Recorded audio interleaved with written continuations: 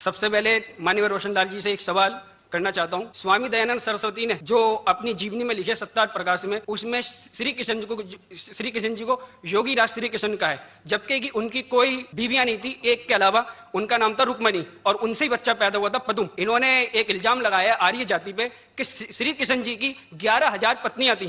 کرپا آپ سمادھان کریں اور اس کا جواب آپ پورن لیں ان سے کہ انہوں نے جو الزام لگایا ہے کیا وہ صحیح ہے یا غلط ہے. جواب کے لیے انشاءاللہ میں حاضر ہوں. ادھر سوال مجھ سے پوچھا جائے گا انشاءاللہ. شنکراچاریہ اگر چاہتے ہیں میں جواب کے بعد اضافہ کرنا چاہتے ہیں میں انہیں دے دوں گا انشاءاللہ. میں بھی طالب علم ہوں الحمدللہ، صرف قرآن کا نہیں، وید کا بھی، مہابھارت، رامائن. انشاءاللہ پہلے آپ کا سوال دوں گا انشاءاللہ، اور باقی جو شنکراچاریہ نے کہا اس کا بھی جواب دوں گا. بھائی صاحب نے کہا کہ جو میں نے الزام لگایا کرشن کے 16,000 سے زیادہ بیوی تھی، وہ الزام نے وہ آپ کے مہابھارت میں لکھا ہوا ہے. اور کرشن کی ایک بیوی نہیں 8 بیویاں تھے. 8 بیویاں تھے، اس میں سے رکمنی تھی. 8 بیویاں تھی. اس کے بعد 16,100 جب جنگ کے حالت کے اندر انہوں نے 16,100 سے شادی کی. یہ لکھا ہے مہابھارت کے اندر انوشاسن پرو میں. میں آپ کو حوالہ دے رہا ہوں. کسی بھی دھرم میں، کسی بھی مذہب میں جب آپ تقریر کرتے ہیں، جواب دیتے، اس کا حوالہ ہونا چاہیے کتاب سے. میں کہتا ہوں یا کوئی سوامی کہتے ہیں، شنکراچاریہ کہتے ہیں، اس کی ویلیو 0 ہے. میں کچھ کہتا ہوں اسلام میں، اس کی ویلیو 0 ہے. میں حوالہ دوں گا قرآن اور صحیح حدیث کا. تو میرے تقریر میں جتنی بھی میں نے بات اسلام کے متعلق کی، اس کا حوالہ دی چیپٹر نمبر سورہ مائدہ چیپٹر نمبر 5 ورس نمبر 1 یا صحیح بخاری والیوم نمبر 4 حدیث 46. تو یہ جو حوالہ میں دے رہا ہوں، یہ مہابھارت میں لکھا ہوا ہے انوشاسن پرو میں کہ شری کرشن نے 16,100 ایک ساتھ میں 8 پہلے تھے، تو وہ 8 کو جڑ کے کل ملا کے ہوتے ہیں 16,108. تو 16,100 ساتھ میں انہوں نے کی. وہ جنگ کے حالت میں جب کئی لوگ مارے گئے تو اس حالات میں، تو یہ الزام نہیں، حقیقت ہے. اگر آپ سمجھتے یہ غلط ہے تو آپ کو مہابھارت میں نہیں ماننا چاہیے. اور جو لوگ نے ابھی تقریر کی، میں تقریر کے بعد ماشاءاللہ جب شنکراچاریہ نے کہا اور شروع کیا، انہوں نے پوری تقریر میں ایک عربی کی آیت کی تلاوت کی، آیت یا عربی بولیں کلمے کی تلاوت کی، اور ایک سنسکرت کی تلاوت کی. اور کئی لوگ نے جب انہوں نے کہا لا الہ الا محمد رسول اللہ، جب انہوں نے کہا کلمہ شہادت لا الہ الا اللہ محمد رسول اللہ، بہت لوگ نے یہ سمجھا ہوگا کہ جو کہہ رہے ہیں شنکراچاریہ وہ مسلمانوں کو بہلانے کے لیے کہہ رہے ہوں گے. ان کی کیا نیت تھی اللہ عالم، میں نہیں جانتا، میں ان کی نیت کے اوپر شک نہیں کر سکتا. لیکن کیونکہ میں طالب علم ہوں اسلام اور دیگر مذاہب کا، میرے دماغ میں فوراً جو وہ کہہ رہے تھے کہ یہ ایک کلمہ وید کا نچوڑ ہے، پرانا کا نچوڑ ہے، جو وہ کہہ رہے تھے، فوراً میرے دماغ میں وہ شلوکا یاد آنے لگے. اور شنکراچاریہ بالکل صحیح کہہ رہے تھے. ان کی نیت کیا تھی اللہ عالم، لیکن وہ بالکل صحیح کہہ رہے تھے کہ اگر آپ ہندو مذہب کی کتاب پڑھیں گے، انہوں نے صحیح کہا کہ ہندو مذہب، یہ نام جو ہندو ہے یہ برٹشرز نے دیا ہے، انگریزوں نے دیا. یہ ہندو لفظ جو ہے انگریزوں نے دیا ہے. صحیح نام ہونا چاہیے ویدنتی سے سناتن دھرم. یہ ہندو جو نام ہے یہ ہندوازم انگریزوں نے دیا. ہندو نام سب سے پہلے پرشین لوگ نے جب آئے تھے ہمالیہ کے ذریعے، اور جو عرب لوگ آئے تھے ہندوستان میں، انہوں نے نام ہندو دیا. اور آپ انسائکلوپیڈیا بریٹانیکا میں پڑھیں گے والیوم نمبر 20 ریفرنس نمبر 581، اس میں کہا گیا ہے کہ Hinduism is a group of beliefs for people living in India. تو ہندوازم جو لفظ ہے یہ انگریزوں نے دیا ہے. صحیح لفظ ہونا چاہیے سناتن دھرم. اور بالکل صحیح ہے کہ سب سے اونچی کتاب ہندوازم میں وید اور اپانشد پرانا. اگر آپ پڑھیں گے چھندوگیہ اپنشد ادھیائے 6 سیکشن نمبر 2 شلوکا نمبر 1، اس میں لکھا گیا ہے ایکم ایودیتیم، بھگوان ایک ہی ہے، دوسرا نہیں ہے. شتا شتار اپنشد میں لکھا ہوا ہے ادھیائے 6 شلوکا نمبر 9 میں ناچس کشج جنیتا ن چدیپا. یہ سنسکرت کوٹیشن ہے جس کے معنی ہوتے کہ اس بھگوان کا کوئی رب نہیں ہے، نہ کوئی والدین ہے، اس کا نہ کوئی پالنے والا ہے، نہ والد ہے نہ والدہ ہے. آگے آپ پڑھیں گے لکھا ہوا ہے شتا شتار اپنشد میں ادھیائے 4 شلوکا نمبر 19 میں نہ تस्य پرتما استھی، اس کے جیسا کوئی بھی نہیں ہے. اور سارے کتابوں میں سے جو سب سے اوپر کتاب ہے جس طرح شنکراچاریہ نے کہا وہ ہے وید. اور 4 وید ہے، رگ وید، یجروید، سام وید اور اتھروا وید. یجروید میں لکھا ہوا ہے ادھیائے 32 چیپٹر نمبر 32 شلوکا نمبر 3 ورس نمبر 3 میں لکھا ہے نہ تस्य پرتما استھی، اس کا نہ کوئی عکس ہے، نہ کوئی بت ہے، نہ کوئی تصویر ہے. اس بھگوان کا نہ عکس ہے نہ تصویر ہے. اور آگے لکھا ہوا ہے یجروید میں ادھیائے 40 شلوکا نمبر 9 میں اندھاتم پروشنتی یا اسموتم اپاستے. اندھاتم اندھکار، پروشنتی مطلب اندر جانا. وہ لوگ اندھکار میں جا رہے ہیں جو لوگ اسمبوتی کی پوجا کرتے ہیں. اسمبوتی مطلب قدرتی چیزیں، ہوا، آگ، پانی. جو لوگ قدرتی چیزیں کی پوجا کرتے ہیں وہ اندھکار میں جا رہے ہیں. اور آگے شلوکا کہتا ہے کہ وہ لوگ اور گہرے اندھکار میں جا رہے ہیں جو لوگ سمبھوتی کی پوجا کرتے ہیں. سمبھوتی مطلب بنائی ہوئی چیزیں، مطلب ٹیبل، چیئر، گاڑی، بت. یہ جو بنائی ہوئی چیزیں ہیں اس کی اگر پوجا کر رہے ہیں تو اور اندھکار میں جا رہے ہیں. اور آپ پڑھیں گے ऋग्वेद, चारों वेदों से सबसे ऊंचा वेद है ऋग्वेद. ऋग्वेद में लिखा हुआ है, जिल्द नंबर 1, बुक नंबर 1, किताब number 1, him number 164, shloka number 46, एकम सत विप्र बहुधा वदान्ते, जिसके मानी है सच एक है, सच्चाई एक है, भगवान एक है, और संत लोग भगवान को मुख्तलिफ नामों से पुकारते हैं, लेकिन भगवान एक है. और जो उनने संस्कृत में श्लोक पढ़ी वो आदि श्लोक थी, पूरी श्लोक में पढ़ूंगा इंशाल्लाह. वो श्लोक जो उन्होंने पढ़ी वो ब्रह्म सूत्र है, हिंदुइज्म के ब्रह्म सूत्र है. एकम ब्राह्म द्वितीया नास्ते, आदि पढ़ी पूरी है. एकम ब्राह्म द्वितीया नास्ते नहना नास्ते नास्ते किंचन, जिसके मानिए भगवान एक ही है, दूसरा नहीं है, नहीं है, नहीं है, जरा भी नहीं है.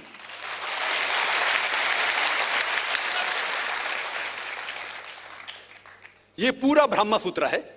वक्त की किल्लत की वजह से उन्हें आधा पढ़ा, और मुझे ऐसा लग रहा था जैसे कि उनने मेरी एक तकरीर सुनी जिसका मौजू है similarities between Hinduism and Islam, Hinduism और इस्लाम में यकसानियत. ये हो गया पहले पाठ कलमा का, ला इलाहा इल्लल्लाह, ना कोई माबूद है अल्लाह के सिवा. अभी दूसरे पाठ है मोहम्मद सल्लल्लाहु अलैहि वसल्लम, मोहम्मद रसूलुल्लाह, मोहम्मद सल्लल्लाहु अलैहि वसल्लम रसूल है. और अगर आप पढ़ेंगे, इसके ऊपर एक तकरीर में दी है सिर्फ मोहम्मद सल्लल्लाहु अलैहि वसल्लम के बारे में जिक्र दीगर मज़ाहिब की किताबों में, खुसूसन हिंदुइज्म के. और अगर आप पढ़ेंगे पुराना का जिक्र किया उन्होंने, भविष्य पुराना में पर्व 3, खंड 3, अध्याय 3, श्लोका 5 to 8, उसमें लिखा हुआ है कि एक मलेच्छा आएगा, मलेच्छा मतलब फॉरेनर, बाहर का कोई शख्स आएगा, उसका नाम होगा मोहम्मद. वो अपने साथियों के साथ आएगा, इसका मतलब साहबियों के साथ, और वो लोग को सही दिशा दिखाएगा, और राजा भोज उनको इज्जत देंगे. आगे पढ़ेंगे आप भविष्य पुराना पर्व 3, खंड 3, अध्याय 3, श्लोका 10 से लेके 27 तक. उसमें लिखा हुआ है कि ये शख्स आर्य धर्म को फैलाएगा, सच्चा धर्म को फैलाएगा, और इस शख्स के मानने वाले दाढ़ी उगाएंगे, सिर पे शेंड नहीं रखेंगे, लोग को नमाज के लिए बुलाएंगे, एक इनकलाब दुनिया में लेके आएंगे, गोश्त खाएंगे लेकिन सूअर का गोश्त नहीं खाएंगे, और ये सच्चाई फैलाएंगे. उनका नाम है मुसलमान.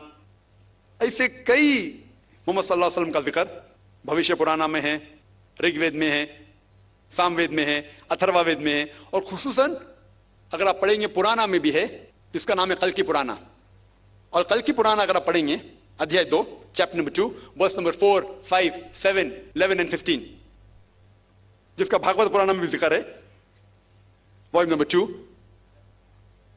वर्स नंबर 18 to 25, 18 से 25 तक, जिसमें कल्कि पुराना का जिक्र है. कल युग में एक शख्स आएंगे जिसका नाम है कल्कि. उनके वालिदा का नाम है सुमति और वालिद का नाम है विष्णु यास. सुमति के मानिए अमन, अमन करने वाली. और हम जानते हैं कि हमारे पैगंबर, आखिरी पैगंबर सल्लल्लाहु अलैहि वसल्लम के वालिदा का नाम था आमिना, जिसका मतलब है अमन फैलाने वाले. और विष्णु यास मतलब भगवान की इबादत करने वाला.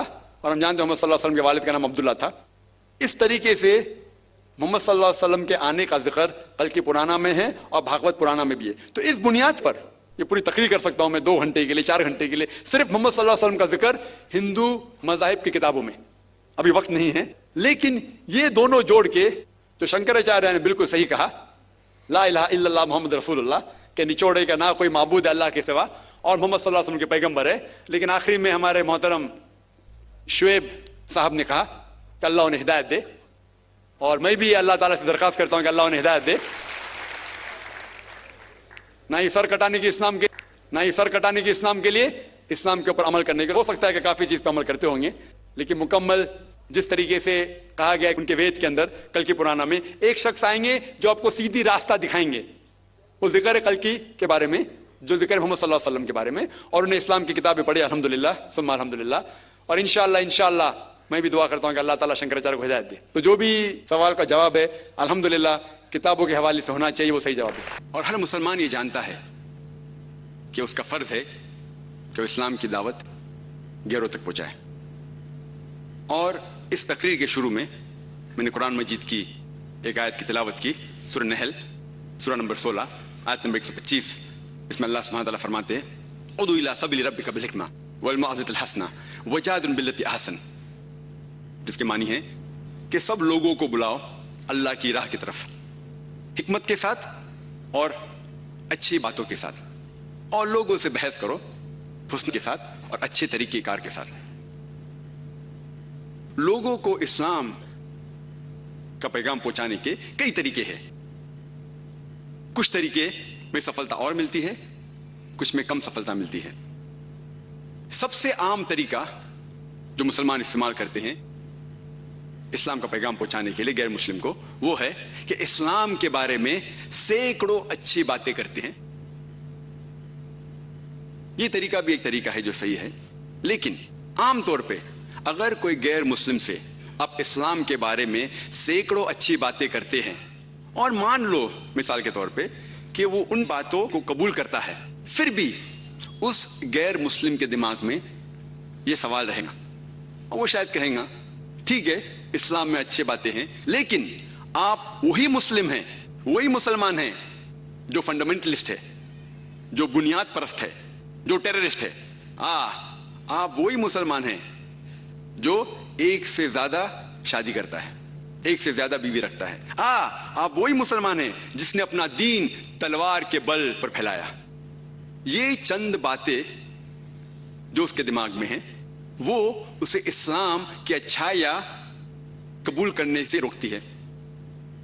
इसीलिए जब भी मैं कोई भी गैर मुस्लिम से मिलता हूं, मैं पहला सवाल उससे करता हूं कि आपको इस्लाम में क्या गलत लगता है, आपके पास इस्लाम के खिलाफ क्या चीजें, और मैं उसे मुतमईन करता हूं कि उसके इल्म के हिसाब से, भले उसे इल्म मीडिया के जरिए मिला या किताबों के जरिए मिला, सही या गलत, जो भी इल्म उस गैर मुस्लिम के पास है, मैं उससे पहला सवाल पूछता हूं आपको इस्लाम से क्या नाराजगी है, आपको इस्लाम के मुतालिक क्या चीज आपको गलत लगती है, और मैं उसे मुतमईन करता हूं कि वो इस्लाम के खिलाफ भी बात कर सकता है, कुरान के खिलाफ भी बात कर सकता है। और जब वो मुतमईन हो जाता है तो वो गैर मुस्लिम 2 या 3 सवालात इस्लाम के मुतालिक करता है।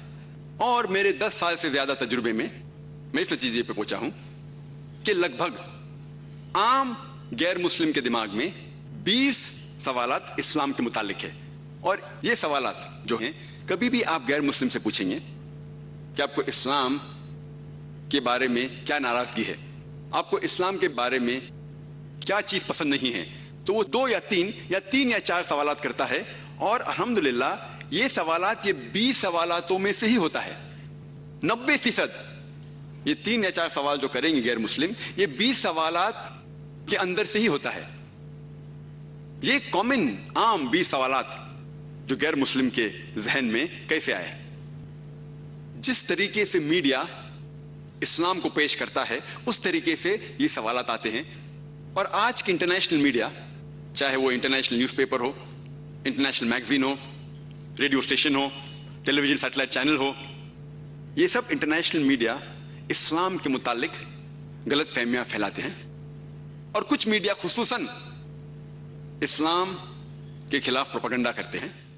और जिस तरीके से मीडिया इस्लाम को पेश करता है उस तरीके से ये सवालात उनके जहन में आते हैं। आज की तारीख में जो 20 सवालात आम गैर मुस्लिम के दिमाग में हैं, 10-20 साल पहले ये सवालात कुछ और थे। 20 साल बाद शायद ये सवालात फिर बदलेंगे। जिस तरीके से मीडिया इस्लाम को पेश करता है उस तरीके से ये सवालात गैर मुस्लिम के दिमाग में आते हैं। और ये 20 सवालात सारे दुनिया में, सारे मुमालिक में वही है। कुछ 1 या 2 सवालात डिपेंडिंग अपॉन द सोसाइटी, माशरे के हिसाब से, उस सोसाइटी के कल्चर के हिसाब से शायद 1 या 2 सवालात और होंगे, लेकिन ये बाकी 20 सवालात सारे दुनिया के मुमालिक, भले अमेरिका हो, इंग्लैंड हो, सिंगापुर हो, मलेशिया हो या इंडिया हो, ये सवालात सेम हैं, वही हैं। जितना वक्त मुझे दिया गया है उस वक्त में शायद मुमकिन नहीं कि मैं सारे 20 सवाल का जवाब दूं। कोशिश करूंगा कि कम से कम आधे सवालात का जवाब दूं। आज की तारीख में अगर हम ये सारे सवालात का जवाब हिकमत से कुरान और सही हदीस की रोशनी में दे, भले गैर मुस्लिम इस्लाम कबूल नहीं करे, लेकिन कम से कम उनके दिल में जो नफरत है वो कम से कम दूर कर सकते हैं। और हमारा फर्ज है कि गलत फहमियां हम गैर मुस्लिम के जहन से दूर करें। आज की तारीख में सबसे पहला नंबर 1 مسکنسیپشن جو ہے آج کی تاریخ میں خصوصاً 11 ستمبر کے بعد وہ ہے کہ مسلمان ایک فنڈامنٹلسٹ ہے، مسلمان ایک ٹیررسٹ ہے. اس کی معنی کہ مسلمان ایک بنیاد پرست ہے، ایک دہشت گرد ہے. اور عام طور پہ آپ دیکھیں گے ٹیلی ویژن چینلز میں، انٹرنیشنل نیوز پیپرز پہ، میگزینز پہ، مسلمان کو ہمیشہ کہا گیا ہے کہ وہ فنڈامنٹلسٹ ہے، بنیاد پرست ہے. بنیاد پرست کے معنی کیا ہوتی ہے؟ بنیاد پرست وہ شخص ہے جو شدت سے بنیادی باتوں پہ عمل کرتا ہے. مثال کے طور پہ اگر ایک سائنٹسٹ کو اچھا سائنٹسٹ بننا ہے تو اس کے لیے ضروری ہے کہ وہ سائنس کی بنیادی باتوں کو جانے اور اس کے اوپر عمل کرے. جب تک وہ سائنس کے میدان میں بنیاد پرست نہیں ہے وہ اچھا سائنٹسٹ بن ہی نہیں سکتا. اسی طریقے سے اگر ایک میتھمیٹیشین کو اچھا میتھمیٹیشین بننا ہے تو اس کے لیے ضروری ہے کہ وہ میتھمیٹکس کے بنیادی باتوں کو جانے اور اس کے اوپر عمل کرے. جب تک وہ میتھمیٹکس کا بنیاد پرست نہ ہو تب تک وہ اچھا میتھمیٹیشین بن ہی نہیں سکتا. اسی لیے ہر بنیاد پرست، ہر فنڈامنٹلسٹ کو کہنا کہ وہ برا ہے یا اچھا ہے یہ صحیح نہیں. ہمیں پہلے یہ جاننا چاہیے کہ وہ کس میدان میں بنیاد پرست ہے. In which field is he a fundamentalist؟ مثال کے طور پہ اگر ہمارے معاشرے میں ایک بنیاد پرست چور ہے، اس کا پیشہ ہے چوری کرنا، وہ معاشرے کے لیے اچھا نہیں ہے، وہ نقصان دہ ہے، تو وہ بنیاد پرست شخص اچھا شخص نہیں ہے. دوسری اور ہمارے معاشرے میں ایک بنیاد پرست ڈاکٹر ہے جس کا پیشہ ہے انسان کی زندگی کو بچانا، اور وہ ہزاروں انسان کی زندگی کو بچاتا ہے. وہ ایک بنیاد پرست ڈاکٹر ہے، لیکن یہ بنیاد پرست ڈاکٹر معاشرے کے لیے اچھا ہے، وہ ایک اچھا شخص ہے. تو ہمیں پہلے یہ جاننا چاہیے کہ کس میدان میں وہ شخص بنیاد پرست ہے، اور اس میدان کو جاننے کے بعد ہمیں یہ فیصلہ کرنا چاہیے کہ وہ بنیاد پرست صحیح ہے یا غلط ہے. جہاں تک کہ میرا تعلق ہے، الحمدللہ میں ایک بنیاد پرست مسلمان ہوں، اور الحمدللہ مجھے گرو ہے، مجھے فخر ہے کہ میں بنیاد پرست مسلم ہوں. I am proud to be a fundamentalist Muslim. مجھے گرو ہے کیونکہ میں الحمدللہ اسلام کے بنیادی باتوں کو جانتا ہوں اور الحمدللہ ان بنیادی باتوں پر عمل کرتا ہوں. اسی لیے مجھے فخر ہے کہ میں بنیاد پرست مسلمان ہوں، فنڈامنٹلسٹ مسلم. اور میں چیلنج کرتا ہوں، میں دعوے کے ساتھ کہہ سکتا ہوں کہ کوئی بھی شخص ساری دنیا میں ایک بھی اسلام کی بنیادی بات کو ثابت نہیں کر سکتا کہ یہ انسانیت کے خلاف ہے. یہ میرا چیلنج ہے، یہ میرا دعویٰ ہے کہ اسلام کی ایک بھی بنیادی بات وہ یہ ثابت نہیں کر سکتا کہ انسانیت کے خلاف ہے. ہو سکتا ہے کہ اس شخص کے علم میں کمی ہو، اسے اس کی حکمت نہیں پتا ہوں گی، لیکن اگر ہم لاجیکلی اس کی وجہ اور حکمت بتائیں گے تو دنیا میں ایک بھی شخص نہیں ہے جو ایک اسلام کی بنیادی بات، صرف ایک بھی ثابت کر سکے کہ وہ انسانیت کے خلاف ہے. ہو سکتا ہے کہ ایک آدھ انسان جو معاشرے کے خلاف ہے اس کے لیے وہ بنیادی بات شاید مفید نہ ہو، لیکن عام انسانیت کے لیے ایک بھی اسلام کی بنیادی بات انسانیت کے خلاف نہیں ہے.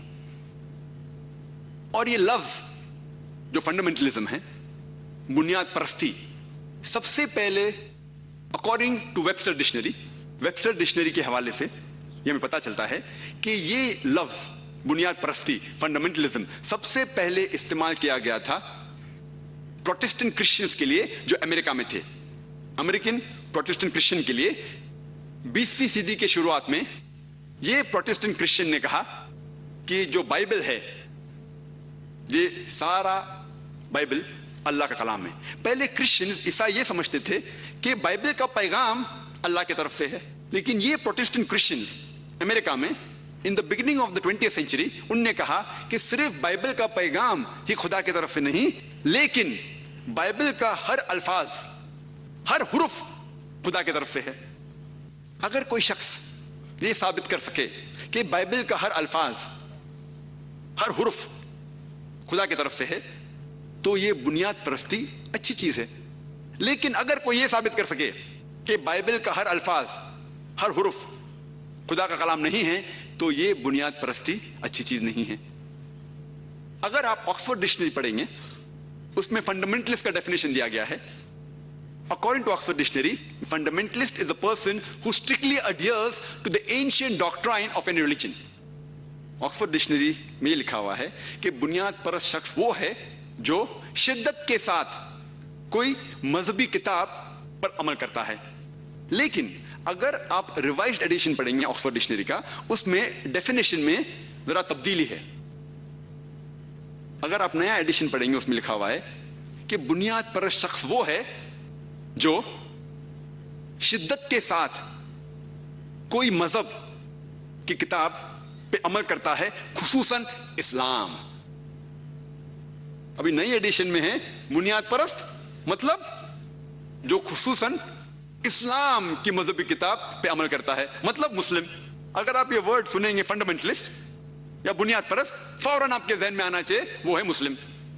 حالانکہ یہ پہلے استعمال کیا گیا تھا عیسائی لوگ کے لیے، آج استعمال کیا جا رہا ہے مسلم کے لیے. جب بھی آپ یہ سنیں گے لفظ فنڈامنٹلسٹ یا بنیاد پرست، آپ کے ذہن میں آئے گا مسلم، کہ وہ ٹیررسٹ ہے، دہشت گرد ہے. میں کہتا ہوں یار مسلمان کو دہشت گرد ہونا چاہیے، لیکن پہلے ہم یہ سمجھ لیں کہ دہشت گرد کے معنی کیا ہیں. What is the meaning of the word terrorist? دہشت گرد مطلب وہ انسان جو دوسروں کے دل میں دہشت پیدا کرتا ہے. مثال کے طور پہ جب بھی ایک چور کوئی پولیس کو دیکھتا ہے، اس کے دل میں دہشت پیدا ہوتی ہے، تو اس چور کے لیے وہ پولیس دہشت گرد ہے.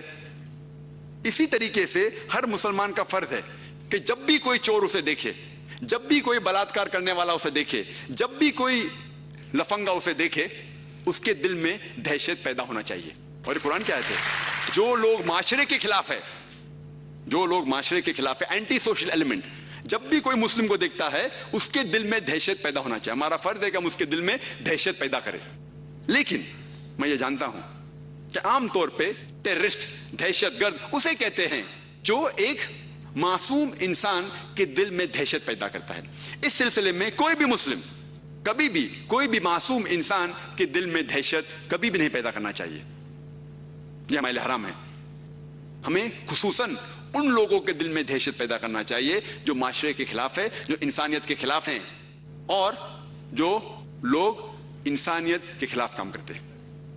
عام طور پہ ہم یہ دیکھتے ہیں کہ کئی وقت ایک شخص جو کوئی کام کرتا ہے اس کو دو علیحدہ لیبل دیے جاتے ہیں، 2 different لیبلز، 2 لقب دیے جاتے ہیں. مثال کے طور پہ اس دیش کو آزادی ملنے کے پہلے، ہمارا اس دیش ہندوستان، برٹشرز اس ہندوستان، اس ملک پہ حکومت کرتے تھے. اس وقت تقریباً 60 سال پہلے کئی ہندوستانی اس دیش کے آزادی کے لیے لڑ رہے تھے، جھگڑ رہے تھے. برٹشرز ان دیش بھکت لوگوں کو کہتے تھے کہ یہ دہشت گرد ہیں. The freedom fighters of India, many of them were called as terrorists. کئی ہندوستانی جو اس دیش کے آزادی کے لیے جھگڑ رہے تھے، لڑ رہے تھے، برٹشرز ان کو کہتے تھے یہ دہشت گرد ہیں. لیکن عام ہندوستانی ان لوگوں کو کہتا تھا دیش بھکت یا پیٹریوٹ، جو دیش کے آزادی کے لیے لڑ رہا ہے. وہی انسان، وہی کام، لیکن 2 علیحدہ لیبل، 2 different لیبلز. اگر آپ برٹشرز کی بات مانتے ہیں کہ ان کو ہندوستان پہ حکومت کرنے کا حق تھا، تو ہم بے شک ان لوگوں کو کہیں گے کہ وہ دہشت گرد تھے. لیکن اگر آپ عام ہندوستانی کی بات مانتے ہیں کہ برٹشرز ہندوستان میں بزنس کے لیے آئے تھے، ان کو اس دیش پہ حکم کرنے کا کوئی حق نہیں، تو ہم یہ تسلیم کریں گے کہ یہ لوگ جو دیش کے آزادی کے لیے جھگڑ رہے تھے وہ صحیح میں دیش بھکت تھے اور دہشت گرد نہیں تھے. وہی انسان، وہی کام، لیکن 2 علیحدہ لیبل، 2 علیحدہ لقب. اسی لیے لقب دینے کے پہلے ہمارا فرض ہے کہ ہم یہ جان لیں کہ کس وجہ سے وہ جد و جہد کر رہا ہے، وہ کس وجہ کے لیے جھگڑ رہا ہے. یہ ہمارا فرض ہے. اس کے بعد ہمیں لقب دینا چاہیے. اور یہ لقب عام طور پہ کامن ہے. مثال کے طور پہ ساؤتھ افریقہ کو आजादी मिलने के पहले सफेद लोग उस पर हुकूमत कर रहे थे, व्हाइट अपार्थाइड गवर्नमेंट। ये white apartheid government Nelson Mandela को टेररिस्ट कहती थी, टेररिस्ट, दहशतगर्द। और ये व्हाइट अपार्थाइड गवर्नमेंट, सफेद लोग की हुकूमत, उन्हें 25 साल से ज्यादा रॉबिन आइलैंड में कैद कर चुकी थी। लेकिन आम साउथ अफ्रीकन उन्हें कहते थे कि वो एक अच्छा इंसान है, उनके लिए एक हीरो था। सेम आदमी, वही काम, लेकिन 2 डिफरेंट लेवल्स, 2 अलग लक़ब। और अभी चंद साल पहले उसे अवार्ड मिलता है नोबेल प्राइज फॉर पीस। वही इंसान जिसको पहले लोग कहते थे कि दहशतगर्द है, कुछ साल पहले उसे अवार्ड मिलता है नोबेल प्राइज फॉर पीस। सबसे ऊंचा अवार्ड अमन के लिए मिलता है नेल्सन मंडेला को। आप देखेंगे वही शख्स, वही काम, लेकिन 2 डिफरेंट लेवल्स। इसीलिए लेबल देने के पहले हमें यह जांचना चाहिए कि किस काम के लिए वो जिद्दोजहद कर रहा है। दूसरी गलतफहमी जो इस्लाम के मुतालिक है वो है लफ्ज जिहाद में। और जिहाद की गलतफहमी सिर्फ गैर मुस्लिम के दरमियान नहीं, बहुत से मुसलमान भी जिहाद के मानी नहीं जानते। आम इंसान यह समझता है, भले मुस्लिम या गैर मुस्लिम हो, वो ये समझता है कि कोई भी मुसलमान अगर झगड़ रहा है, जंग कर रहा है, कोई भी वजह से, भले वो जाती वजह हो, माल के लिए हो या कोई जमीन के लिए हो, वो समझता है कि वो जिहाद है। ये बिल्कुल गलत है कि कोई भी मुसलमान कोई भी जंग कर रहा है कोई भी वजह से, भले माल के लिए हो, नाम के लिए हो या जगह के लिए, वो जिहाद है। ये बिल्कुल गलत है। जिहाद एक अरबी लफ्ज है जो आता है जहादा से, जिसके मानी to strive, to struggle. Urdu में हम कहते हैं जिद्दोजहद, जिद्दोजहद करना। और शरीयत के हिसाब से कोई भी शख्स जो माशरे को सुधारने के लिए जिद्दोजहद कर रहा है उसे कहते हैं जिहाद। मिसाल के तौर पे कोई अगर जुल्म के खिलाफ लड़ रहा है उसे कहते हैं जिहाद। अगर कोई मैदान जंग में अपनी जान की हिफाजत कर रहा है उसे कहते हैं जिहाद। जिहाद का सही मानी जो है वो सिर्फ जिद्दोजहद है और उसको कई तरीके से इस्तेमाल किया जा सकता है। मिसाल के तौर पे अगर एक तालिब इल्म एग्जामिनेशन पास करने के लिए जिद्दोजहद कर रहा है उसे अरबी में कहेंगे कि वो जिहाद कर रहा है। जिहाद की मानी है जिद्दोजहद। अगर वो अल्लाह की राह में जिद्दोजहद कर रहा है उसे कहेंगे जिहाद फी सबीलिल्लाह। और कई लोग जब जिहाद का तर्जुमा करते हैं अंग्रेजी में, उसका तर्जुमा करते हैं होली वॉर, पाक जंग। और ये बिल्कुल गलत तर्जुमा है, चूंकि होली वॉर अरबी में है हर्ब मुकद्दसा, और ये लफ्ज हर्ब मुकद्दसा कहीं भी कुरान में, कहीं भी हदीस में नहीं आता। ये लफ्ज अंग्रेजी का जो है होली वॉर सबसे पहले इस्तेमाल किया गया था क्रूसेडर्स को डिस्क्राइब करने के लिए, जो ईसाई लोग थे जो तलवार के बल पर अपना दीन फैला रहे थे, उसके लिए सबसे पहले इस्तेमाल किया गया था एज होली वॉर।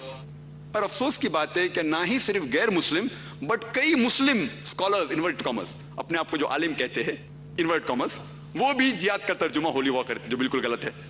जिहाद का तर्जुमा है टू स्ट्राइव, टू स्ट्रगल, जिद्दोजहद करना। और अक्सर जो लोग इस्लाम के खिलाफ किताबें लिखते हैं वो इस लफ्ज का इस्तेमाल करते हैं और इस्लाम के खिलाफ कई बातें करते हैं। और सबसे आम कुरान की आयत जो इस मौजू पे इस्लाम के खिलाफ लिखने वाले इस्तेमाल करते हैं वो है सूरह तौबा की आयत, सूरा नंबर 9 आयत नंबर 5। और इस आयत का इस्तेमाल हमारे देश के अरुण शूरी, आपने नाम सुना है अरुण शूरी, उन्होंने किताब लिखा वर्ल्ड ऑफ फतवास, वर्ल्ड ऑफ फतवास। उसमें एक कोट करते हैं कुरान मजीद की आयत सूरह तौबा सूरा नंबर 9 आयत नंबर 5, और उसका तर्जुमा करते हैं कि आप जब भी कोई काफिर को पाएंगे, और उसके जहन में है काफिर मतलब हिंदू, काफिर को पाएंगे उसका कत्ल करो। और अगर आप कुरान शरीफ खोलेंगे, कुरान मजीद खोलेंगे और पढ़ेंगे तो उसका ये तर्जुमा सही है कि जब भी आप काफिर को पाएंगे उसका कत्ल करो। लेकिन ये आउट ऑफ कॉन्टेक्स्ट है, ये आयत को बीच में से उठा के कोट कर दिया है, आयत को बीच में से उठा के कोट किया हुआ है। मिसाल के तौर पे कुरान में लिखा है کہ عیسیٰ علیہ السلام خدا ہے. لیکن پوری آیت ہے جو لوگ کہتے ہیں کہ عیسیٰ علیہ السلام خدا ہے وہ غلط ہے. تو صرف اگر میں عیسیٰ علیہ السلام خدا لکھوں گا اور بولوں گا قرآن میں لکھا ہے عیسیٰ علیہ السلام خدا ہے تو یہ غلط ہے. قرآن میں لکھا ہے نماز مت پڑھو, نشے کی حالت میں نماز مت پڑھو. اگر میں بولوں گا قرآن میں لکھا نماز مت پڑھو تو بھائی صحیح ہے, قرآن کھولیں گے تو لکھا ہے نماز مت پڑھو, لیکن پوری آیت ہے نشے کی حالت میں نماز مت پڑھو. تو اس طریقے سے یہ آیت کو اٹھایا گیا ہے قرآن مجید سے, اور اس کا ترجمہ صحیح ہے کہ جب بھی آپ کافر کو پائیں گے اس کا قتل کرو. لیکن صحیح معنی جاننے کے لیے ہمیں کانٹیکسٹ کو جاننا ضروری ہے. پس منظر کہتے کانٹیکسٹ کو نا. میری اردو ذرا ٹھیک نہیں ہے تو اس کے لیے معافی چاہتا ہوں. کانٹیکسٹ جاننا ضروری ہے. اگر آپ اس کی کچھ چند آیت پڑھیں گے, سورہ توبہ سورہ نمبر 9 آیت نمبر 1 سے 4 آپ پڑھیں گے تو اس سے ہمیں یہ معلوم پڑتا ہے کہ ایک صلح تھی, ایک پیس ٹریٹی تھی مسلمان اور مکہ کے مشرکوں کے بیچ, اور ایک طرفہ مکہ کے مشرکوں نے اس امن کو, پیس ٹریٹی کو توڑ دیا. تب اللہ سبحانہ وتعالیٰ فرماتے سورہ توبہ میں سورہ نمبر 9 آیت نمبر 5 میں انہیں تنبیہ دیتے کہ آپ کو 4 مہینے کا وقت ہے اپنے آپ کو سدھارنے کے لیے, ورنہ اعلان جنگ. 4 مہینے کا وقت ہے آپ کو سدھارنے کے لیے ورنہ اعلان جنگ. اور جنگ کے میدان میں اللہ سبحانہ وتعالیٰ کہتے ہیں مسلمانوں سے کہ آپ ڈرو مت. جنگ کے میدان میں آپ جد و جہد کرو, جہاد کرو, ڈرو مت. اور اگر آپ دشمن کو پائیں گے, یہاں لفظ جو کافر ہے جو اسلام کو نہیں مانتا ہے, اس کانٹیکسٹ میں دشمن, جب آپ دشمن کو پائیں گے میدان جنگ میں آپ ڈرو مت, ان کا قتل کرو.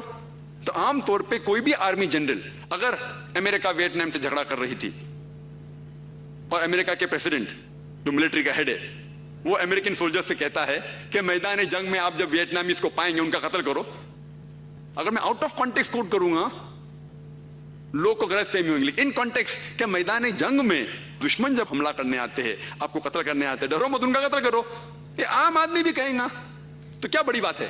تو اسی طریقے سے اللہ سبحانہ و تعالیٰ میدان جنگ میں کہہ رہے ہیں کہ جب یہ دشمن, جب یہ کافر, کافر کا مطلب جو اسلام کو تسلیم نہیں کرتا, پھر چاہے کوئی بھی ہو, کافر مطلب جو اسلام کو جھٹلاتا ہے, وہ کوئی بھی شخص ہو سکتا ہے, ہندو ہونا ضروری نہیں ہے. لیکن جب ترجمہ کرتے ہیں تو اس طریقے سے لوگ کو بھڑکاتے ہیں. تو یہ آپ جانیں گے کانٹیکسٹ میں اللہ سبحانہ تعالیٰ کہہ رہے ہیں کہ میدان جنگ میں جب امن کو توڑا اور جب جھگڑنے آتے ہیں تو آپ ڈرو مت, ان کا قتل کرو. تو کیا نئی بات ہے, کوئی بھی آرمی جنرل یہی کہیں گا. اور ارون شوری اپنی کتاب ورلڈ آف فتواز میں آیت نمبر 5 سے آیت نمبر 7 پہ جم کرتے ہیں. کیوں؟ کیونکہ آیت نمبر 6 میں اس کا جواب ہے. آیت نمبر 6 میں اللہ سبحانہ تعالیٰ فرماتے ہیں کہ اگر یہ کافر, یہ مشرک, if they seek asylum, اگر امن چاہتے ہیں تو انہیں صرف چھوڑو مت, take them to a place of security, ان کو ایسی جگہ لے کے جائیے جہاں وہ محفوظ رہیں گے. اللہ تعالیٰ کہتے ہیں کہ اگر کوئی کافر, کوئی مشرک امن چاہتا ہے تو صرف چھوڑ مت دو, ان کو حفاظت کے ساتھ ایک محفوظ جگہ پہ لے کے جائیے. آج کی تاریخ میں, آج کا age of science and technology میں سب سے اچھا دیالو آرمی جنرل یہ کہیں گا کہ دشمن کو جان دو. کون سا آرمی جنرل یہ کہیں گا کہ اس کو حفاظت کے ساتھ محفوظ جگہ پہ چھوڑیے؟ اللہ تعالیٰ یہ کہتے ہیں. اور آپ کوئی بھی آیت دیکھیں گے جہاد کی اور قتال کی جو قرآن مجید میں ہے, اس کے بعد اکثر یہ اللہ تعالیٰ فرماتے ہیں کہ اگر وہ امن چاہتے ہیں تو امن کرو اور حفاظت سے ان کو چھوڑو. السلام علیکم گائز, کیسے لگے آپ کو ہماری نئی ویڈیو؟ اگر ویڈیو اچھی لگی ہو تو لائک کریں, کمنٹ کریں, شیئر کریں اور سبسکرائب کرنا نہ بھولیں. شکریہ.